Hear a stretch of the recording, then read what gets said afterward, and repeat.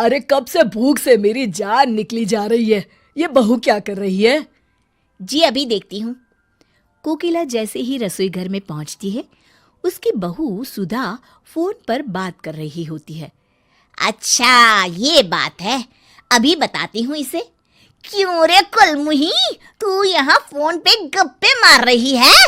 अम्मा जी मेरे बाल। इतनी देर से रसोई घर में घुसी क्या कर रही है, हैं? अभी तक रोटियां नहीं बनी तेरी? अम्मा जी वो मेरे पिताजी से बात कर रही हूँ। अरे तेरा बाप तो एक नंबर का सुदामा है, शादी के वक्त बड़ी बड़ी बातें कर रहा था, अब देखो शक्ल भी नहीं दिखाता। ऐसे आदमी से क्या बात कर रही है? मैं कहती हूँ रख फोन और जल्दी से खाना बनाकर हॉल में ले आ, वरना तू तो मुझे अच्छी तरह जानती है ना? जी माँ जी, अभी लेकर आती हूँ। हाँ जल्दी आ।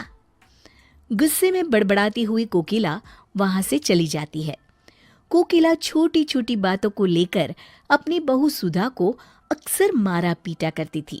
अपनी पत्नी की इस हालत से अनजान सुधा का पति सूरज एक दिन ऑफिस के काम से दूसरे शहर जाने की तैयारी कर रहा होता है कि तभी, इसे भी रख लीजिए जी। अरे इस डब्बे में क्या है भाई? बड़ी अच्छी खुशबू आ रही है। रास्ते में खाने के लिए मैंने आपकी पसंद के आलू के पराठे बनाए हैं। ठीक है, इसे बैग में रख दो। अच्छा सुनो, अब मैं निकलता हूँ, तुम अपना ख्याल रखना। हाँ जी। सूरज वहां से चला जाता है। इस तरह सुधा के पति के दूसरे शहर जाते ही उसके सास ससुर के अत्याचार और बढ़ जाते हैं। तंग आकर सुधा घर छोड़ने का मन मना लेती है और जब सुधा अपनी सास के साथ बाजार से सब्जी खरीद रही होती है, तभी सुधा मौका देखकर अपने मायके जाने वाली बस में चढ़ जाती है। अरे ये नालायक कहाँ चली गई? कोकिला बहू को बाजार में ढूंढने लगती है। तभी उसकी नजर रीटा पर पड़ती है, जो एक चोरनी होती है और उसकी शक्ल हूबहू सुधा से मिलती है। अरे करम जली, तू यहाँ क्या कर रही है? कब से ढूंढ रही हूँ तुझे। भगवान तेरी जैसी बहू किसी को ना दे। पूरा बाजार घूम घूम के मेरी हालत खराब हो गई। और ये अचानक तूने ये अजीबोगरीब कपड़े कहाँ से पहन लिए? अब सीधी तरह घर चल, बहुत देर हो गई है। अरे ये बेवकूफ मुझे अपनी बहू समझ रही है। अच्छा है, बुढ़िया पैसे वाली दिखाई देती है, इसके घर तो चोरी करने में मजा आ जाएगा। रीटा कोकिला के साथ उसके घर चली जाती है। अगली सुबह, अरे ओ मेरी निकम्मी बहू, सुबह के 10 बज चुके हैं और तू अभी तक अपने कमरे में आराम फरमा रही है। लगता है जब तक 2-4 तुझे पड़ती नहीं ना, तेरी अकल ठिकाने नहीं आती। चलो उठ अब जल्दी और मेरे लिए नाश्ता बना कर लिया। अच्छा तो ये बात है, इसका मतलब है कि इसकी बहू इससे तंग आकर घर छोड़कर चली गई है। ये तो एक नंबर की चांडाल सास है, इसे तो सबक सिखाना पड़ेगा। अरे तू पागल हो गई है क्या बुढ़िया, जो मुझे नाश्ता बनाने के लिए बोल रही है? नाश्ता तो आज तू बनाएगी और मैं खाऊंगी। हाँ देखो किस तरह जबान चल रही है इसकी, हैं? अरे सासू माँ, सिर्फ जबान ही नहीं बल्कि हाथ पैर भी बहुत अच्छी तरह चला लेती हूँ। तुमने सुना कोकिला, आज तो ये कुछ ज्यादा ही बोल रही है। आप हटिए जी, देखती हूँ मैं इसे। अरे रुक जा कलमुही, अभी मजा चखाती हूँ मैं तुझे। कोकिला एक छड़ी लेकर रीटा को मारने के लिए आगे बढ़ती है। रीटा कोकिला के हाथ से छड़ी छीन लेती है। अरे ओ बुढ़िया, आज मैं तुझे ऐसा सबक सिखाऊंगी कि तुझे तेरी नानी याद आ जाएगी। ये ले। अरे मर गई रे। अभी तो शुरुआत है।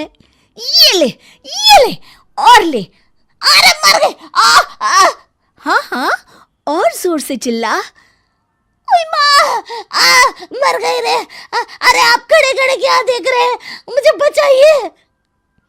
अरे ये क्या बचाएगा तुझे, मैं इसकी भी अच्छी मरम्मत करूंगी। ये ले खुसड़ बुड्ढे। अब मर गया रे। क्यों, मजा आ रहा है ना? अब पता चला कि दर्द क्या होता है।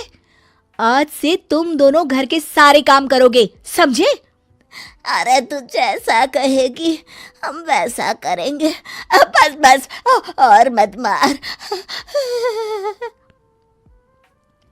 हाँ बहू, हम दोनों मिलकर घर का सारा काम कर दिया करेंगे। हम तुझे कभी कुछ करने के लिए नहीं कहेंगे, बस हमें छोड़ दे। ठीक है, आज के लिए इतना काफी है। अब मैं अपने कमरे में आराम करने जा रही हूँ। 15 मिनट के अंदर चाय नाश्ता मेरे कमरे में आ जाना चाहिए। अरे बहू, अभी लेकर आती हूँ। रीटा कमरे में चली जाती है। अगले दिन से उस घर की दिनचर्या पूरी तरह से बदल जाती है। रीटा सुधा के सास ससुर से घर के सारे काम करवाती और खुद मजे से आराम करती। अरे बुढ़ापे में मुझे क्या क्या करना पड़ रहा है। कोकिला, अगर हम बहू को इतना नहीं सताते तो आज हमें ये दिन नहीं देखना पड़ता। आप बिल्कुल सही कहते हैं जी। तभी वहां रीटा आ जाती है।